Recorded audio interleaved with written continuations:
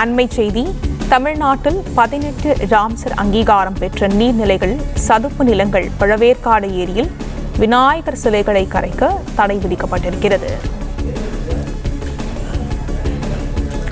விநாயகர் சிலைகளை கரைக்க கட்டுப்பாடு விதிக்கப்பட்டிருக்கிறது. இந்நிலையில் தமிழ்நாட்டில் 18 ராம்சர் அங்கீகாரம் பெற்ற நீர்நிலைகள், சதுப்பு நிலங்கள், பழவேற்காடு ஏரியில் விநாயகர் சிலைகளை கரைக்க தடை விதிக்கப்பட்டிருக்கிறது.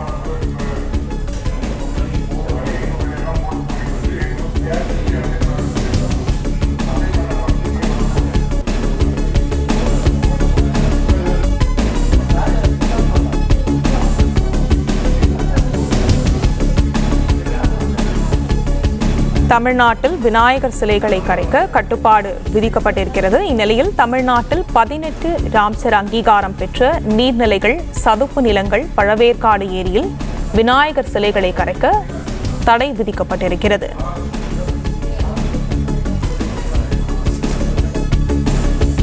இதை பற்றின மேலும் விவரங்களை செய்தியாளர் கார்த்தி வழங்க கேட்கலாம். கார்த்தி, வணக்கம். விவரங்கள் என்ன பகிரலாம்?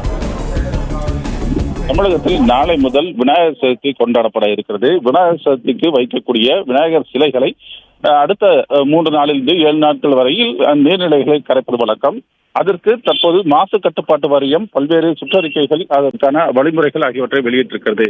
அந்த அடிப்படையில் தமிழகத்தில் 10 இடங்களில் அந்த ராம்சார் அங்கீகாரம் பெற்ற நீர்நிலைகள் இருக்கிறது, சதுப்பு நிலங்கள் இருக்கிறது. அந்த சதுப்பு நிலங்கள் பகுதியில் விநாயகர் சிலைகளை கரைக்கக்கூடாது என்பதற்கான அந்த அறிவுறுத்தலானது தற்போது வழங்கப்பட்டிருக்கிறது. அந்த அடிப்படையில் பார்க்கும்பொழுது சென்னையை பொறுத்தவரை, சென்னை மற்றும் அதன் சுற்று வட்டாரங்களில் இருக்கக்கூடிய பகுதிகளை பொறுத்தவரை பழவேற்காடு ஆகிய ஏரிகள் விநாயகர் சிலை கரைப்பதற்கு தடை செய்யப்பட்ட பகுதிகளாக இருக்கிறது. அதேபோல மாவட்ட வாரியாக ஒவ்வொரு இடங்களிலும் இந்த ராம்சார் அங்கீகாரம் பெற்றிருக்கக்கூடிய நீர்நிலைகள் எவை, அவற்றிற்கான பட்டியல் வெளியிடப்பட்டிருக்கிறது. அந்த அடிப்படையில் இந்த இதுபோன்ற சதுப்பு நிலங்கள் மற்றும் அதனை ஒட்டி இருக்கக்கூடிய நீர்நிலைகள் ஆகியவற்றில் விநாயகர் சிலைகளை கரைப்பதற்கு தடையானது விதித்து தமிழக மாசு கட்டுப்பாட்டு வாரியம் அதற்கான அறிவிப்பை வெளியிட்டிருக்கிறது.